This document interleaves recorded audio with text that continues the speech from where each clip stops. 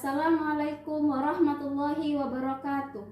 Perkenalkan, nama saya Yuniati. Saya mahasiswa PPG IAIN Palangkaraya tahun 2022-2023.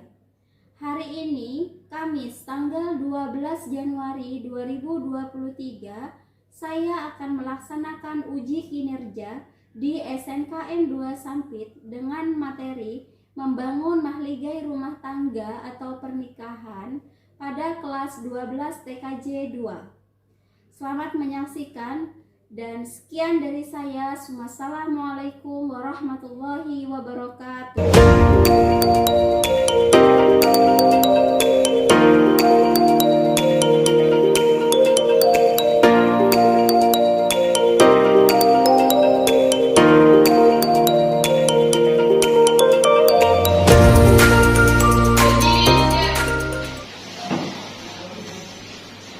Ucapkan salam.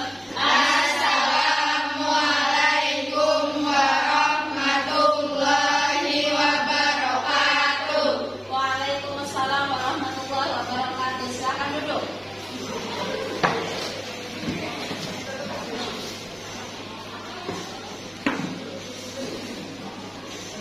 Oke, baiklah. Sebelum kita mulai pembelajaran kita pada hari ini, marilah kita buka dengan berdoa. Silakan ketua kelas pimpin doa.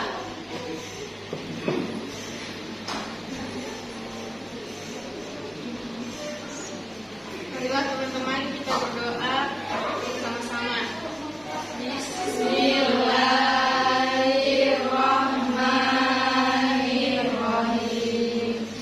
Raditu billahi rabban wa bil islami dinan wa bil muhammadin nabiyyan wa rasulan.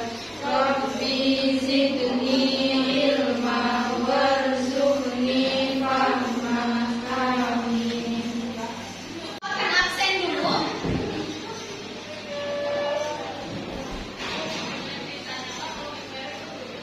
Devi Afriliansyah, Eni Susanti, Fitri Handayani, Indri Wulandari,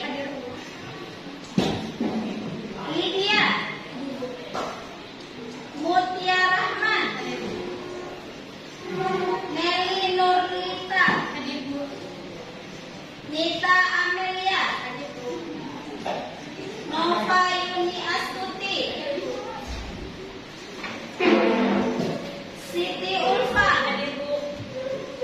Suryani Cahya. Baiklah. Sebelum kita mulai pembelajaran kita, marilah kita mulai dengan program pembiasaan dengan membaca surah pendek. Silakan baca Quran surah Al-Fatihah.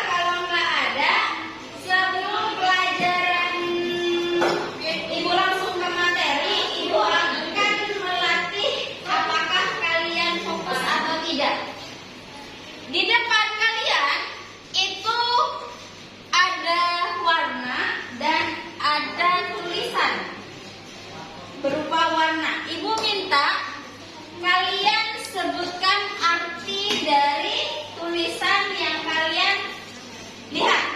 Paham? Nah, seperti ini apa? Kuning. Oke, ya. Ibu mulai. 1, 2, 3. Kuning, hijau, merah, biru. Oke, tepuk tangan.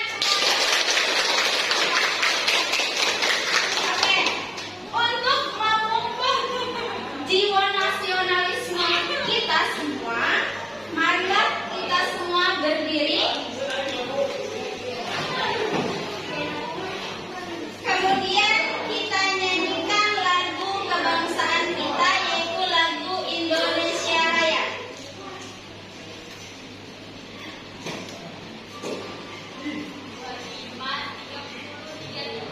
Indonesia tanah airku, tanah tumpah darahku. Di sanalah aku berdiri, jadi pandu hidupku. Indonesia kebangsaanku, bangsa dan tanah airku. Marilah kita berseru, Indonesia bersatu. Hiduplah tanahku, hiduplah negeriku, bangsaku, rakyatku semuanya. Bangunlah jiwanya, bangunlah badannya, untuk Indonesia Raya. Indonesia Raya, merdeka, merdeka, tanahku, negeriku yang ku cinta. Indonesia Raya, merdeka, merdeka, hiduplah Indonesia Raya. Indonesia Raya, merdeka, merdeka, tanahku, negeriku yang ku cinta. Indonesia Raya, merdeka, merdeka, hiduplah Indonesia Raya. Oke, baiklah. Hari ini seperti yang Ibu bahas sebelumnya, bahwa hari ini kita akan membahas tentang indahnya membangun mahligai rumah tangga atau pernikahan. Sebelumnya, Ibu mau tanya, udah tahu belum apa itu pernikahan? Apa? Apa itu pernikahan? Yang menghalalkan pergaulan antara laki-laki dan perempuan yang bukan mahramnya, yang menimbulkan hak dan kewajiban masing-masing. Jadi pernikahan itu berkumpulnya laki-laki dengan perempuan ya, untuk menghalalkan sehingga menimbulkan hak dan kewajiban masing-masing. Ada lagi? Apa itu pernikahan? Mengikat hubungan antara suami dan istri. Ada lagi?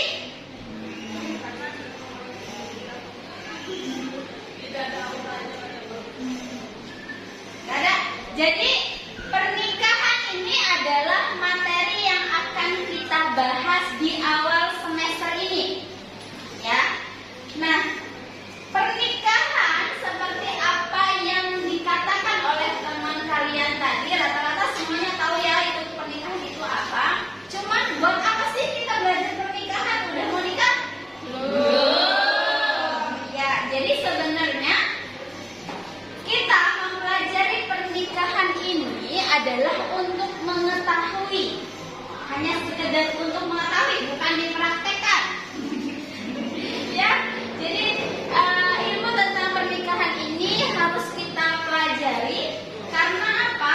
Karena dalam pernikahan itu ada syarat dan rukun yang harus dipenuhi terlebih dahulu, sehingga nanti ketika kamu sudah memenuhi syaratnya, kamu bisa praktekkan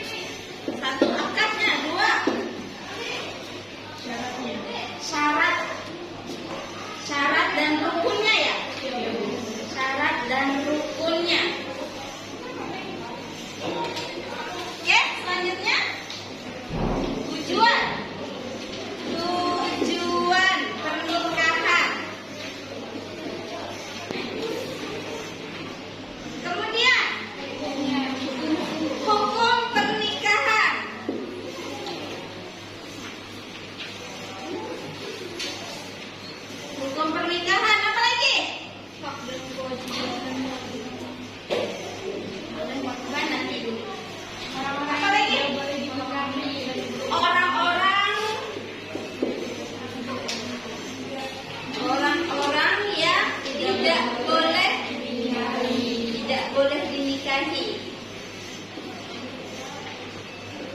Terus lain itu Faktor-faktor hikmah dan manfaat.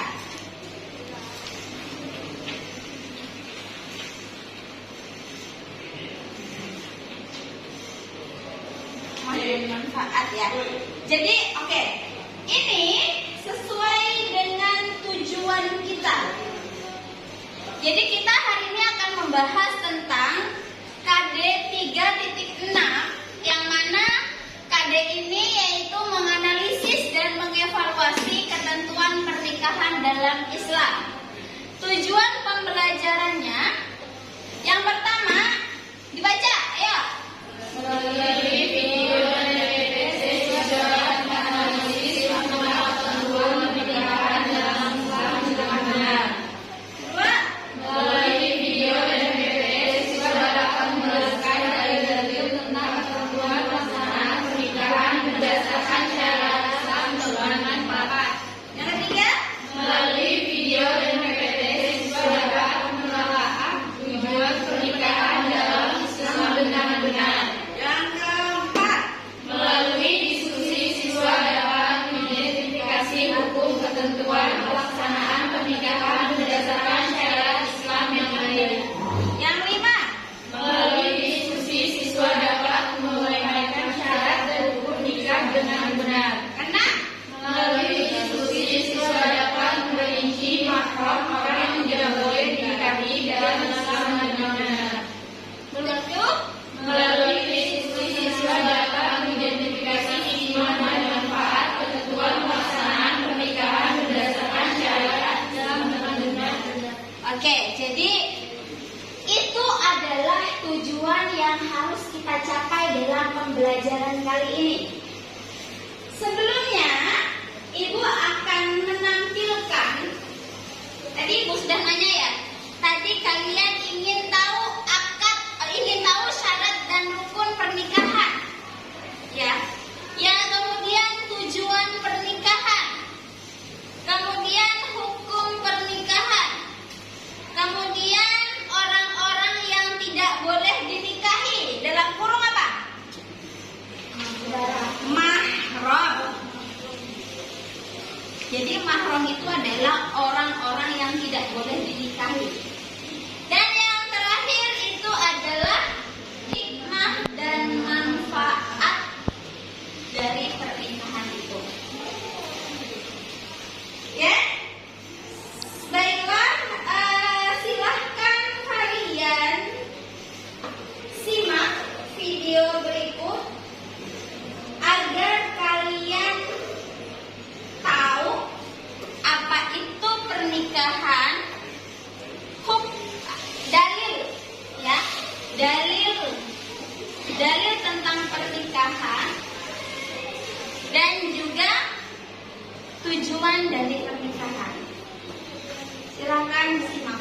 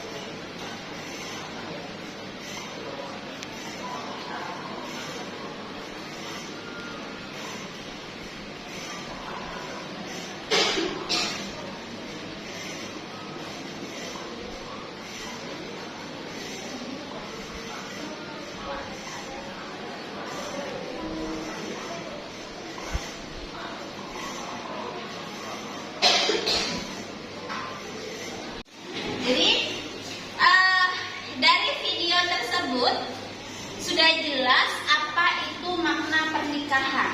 Jadi pernikahan itu berasal dari bahasa Arab yang berarti al-jum'u atau bertemu atau berkumpul ya. Nah, nikah itu adalah suatu ikatan lahir dan batin antara laki-laki dan perempuan yang bukan mahram melalui akad yang dilakukan menurut hukum syariat Islam. Nah, nikah itu ada dalilnya, baik itu dalil naqli ataupun dalil akli. Dalam Quran surah Ar-Rum ayat 21 dijelaskan.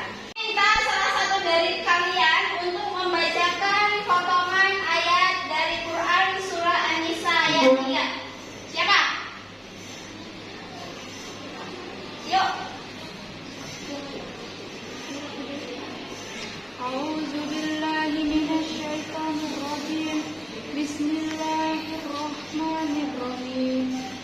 Fankihu ma tabalakum minan nisa. Sadaqallahul azim. Fankihu ma tabalakum minan nisa, maka nikahilah perempuan yang kamu senangi. Ya. Jadi ayat ini jelas bahwa Allah memerintahkan untuk menikahi. Dalam Quran surah An-Nisa ayat 3 itu Allah berfirman, A'udzubillahi minasyaitonirrajim. Bismillahirrahmanirrahim.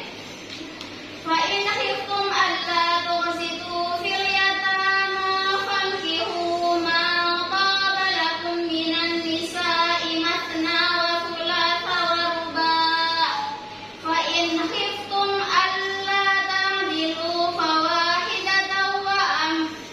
fawahidatan aw ma malakat aymanukum dzalika adana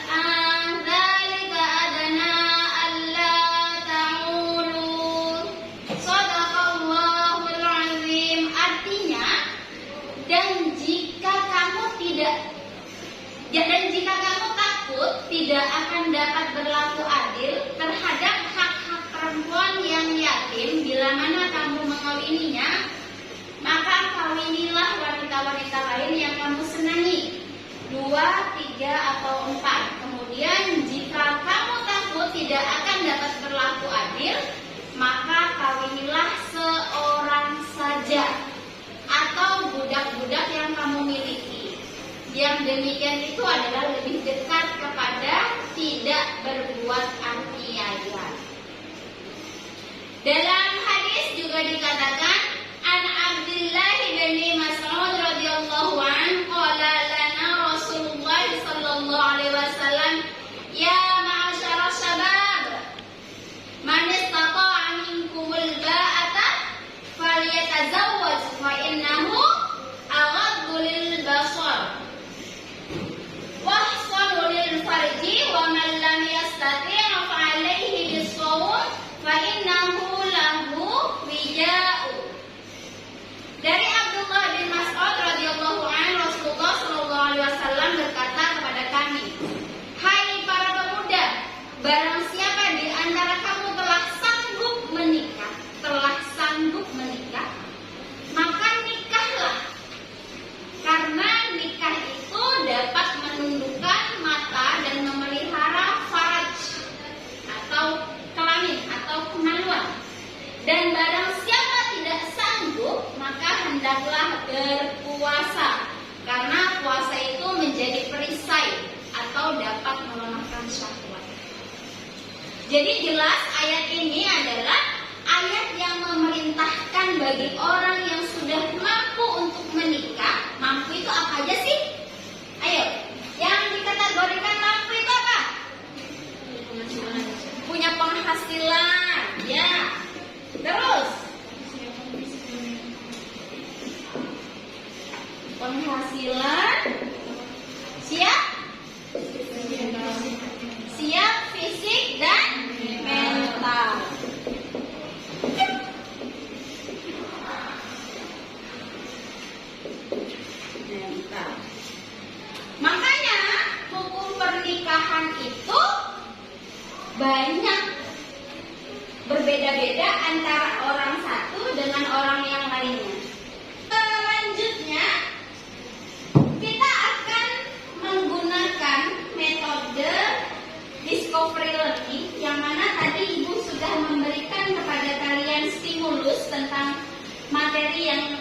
Ibu sampaikan tadi, dan juga kalian sudah merumuskan masalahnya. Tadi pengen tahu apa?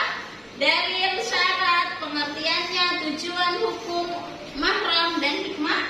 Nah, tadi sudah Ibu jelaskan tentang pengertian pernikahan, dalil, dan juga tujuan pernikahan.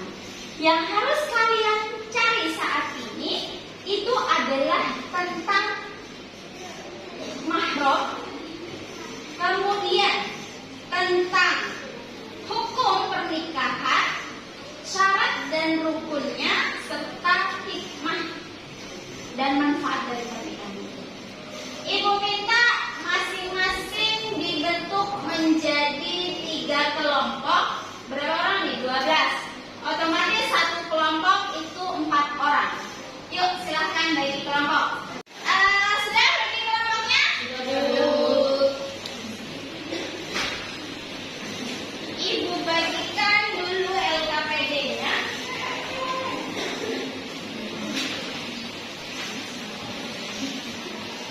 Kelompok 1, kelompok 2, kelompok 3.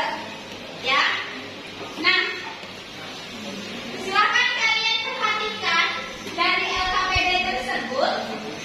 Di situ kelompok 1 itu akan membahas apa kelompok 1? Dapat tentang apa?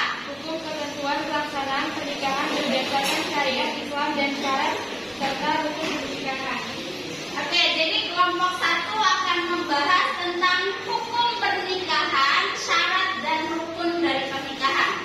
Kelompok 2, Mahram atau orang yang tidak boleh menikah dalam Islam. oke, mahram atau orang yang tidak boleh dinikahi dalam Islam.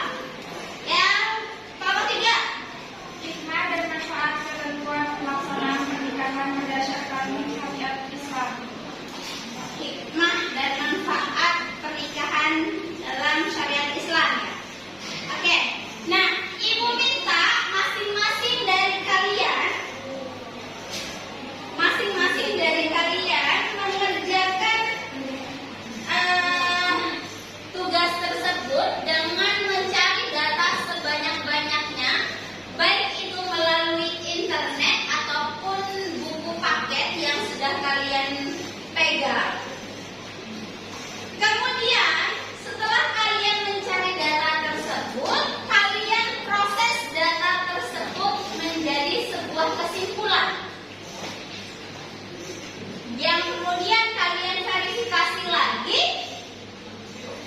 jawaban tersebut dengan apa yang ada di buku tulis. Benar atau enggak? Dicek lagi benar atau tidaknya sudah sumber yang kalian peroleh tersebut. Dan nanti masing-masing kelompok akan mempresentasikan hasil diskusinya di depan. Paham? Ada pertanyaan? Nggak ada. Silahkan dikerjakan.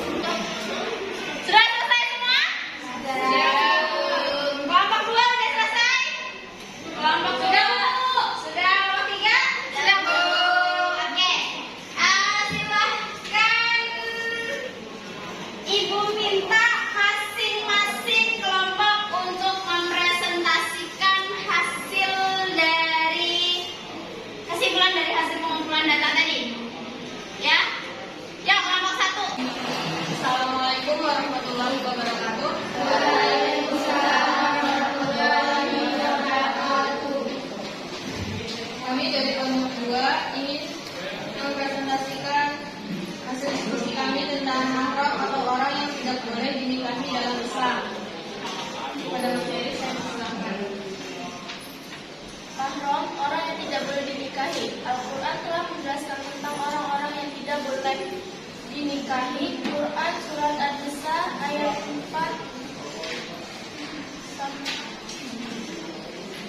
23-24. Wanita yang mahram dinikahi disebut juga mahram nikah. Mahram dapat dibagi menjadi 4 kelompok, yaitu sebagai berikut.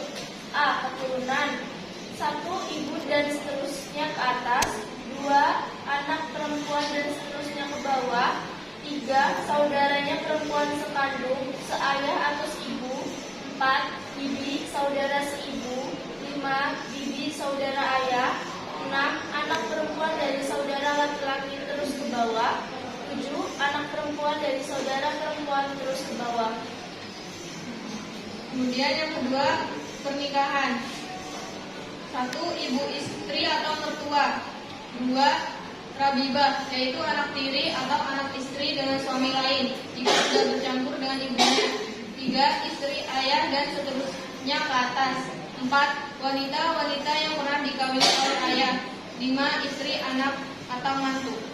Seterusnya ada persusuan. Yang pertama, ibu yang menyusui, dan yang kedua, saudara perempuan yang mempunyai hubungan persusuan. Dari apa yang kita pelajari hari ini, dari lihat video, PPT, terus juga dari hasil diskusi kita tadi, maka tadi kita dapat ada beberapa hukum pernikahan. Yang pertama, jaiz atau boleh, mubah. Jadi pada dasarnya pernikahan semua orang itu boleh nikah. Asalnya hukumnya pada dasarnya semua orang itu boleh nikah. Nah, yang kedua, wajib. Apa sih seorangnya, bagaimana sih yang hukumnya wajib? Yang mampu baik secara mental, fisik, dan penghasilan. Jadi nih, dan yang apa? Yang wajib itu yang apa? Mental, fisik, penghasilan sudah terpenuhi, tapi dikhawatirkan akan melakukan zina. Jadi hukumnya wajib. Jadi orang yang sudah mapan dan dikhawatirkan dia akan melakukan zina, maka orang itu boleh atau wajib hukumnya menikah. Tapi pernikahan itu dikategorikan seseorang itu sunnah untuk melakukan pernikahan apabila orang itu mapan, tapi dia alim, nggak pacaran, nggak khawatir akan terjadinya zina, maka itu hukumnya sunnah. Jadi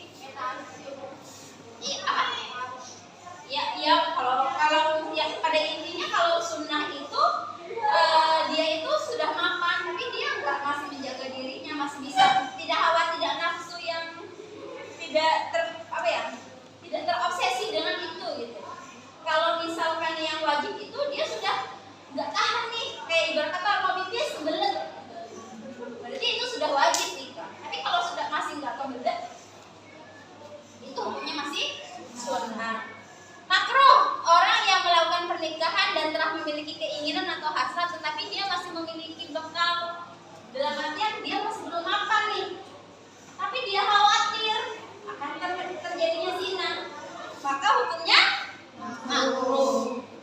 Dan yang terakhir itu hukumnya haram apabila pernikahan itu hanya dijadikan ajak main-main atau balas dendam, atau dengan niat yang buruk. Oke, itu ya hukum pernikahan. Kemudian syarat dan rukun dan syarat. Yang namanya mau nikah, rukun ini adalah sesuatu yang harus ada. Apa aja? Ada laki-laki, ada perempuan. Ya masa nikah cuma ada laki-lakinya, nggak mungkin kan? Ya, jadi ada laki-laki, ada perempuan. Kemudian ada wali dari perempuan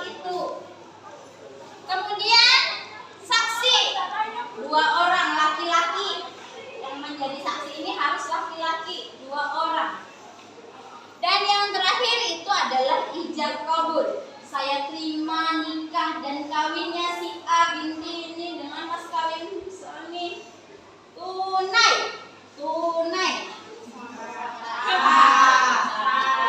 Itu adalah kata ijab dan kabul.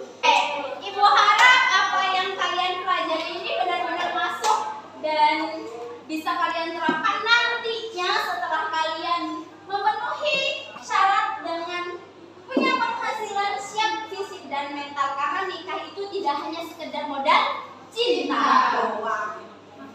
Ya. Nah, selanjutnya ibu akan memberikan soal. Soalnya ada 10 soal. Ada 10 soal yang harus kalian kerjakan melalui Google Form. Soalnya gampang-gampang. Iya. Oke, selanjutnya adalah melakukan mengerjakan post-test yang ibu share melalui grup tadi ya. Silahkan kerjakan.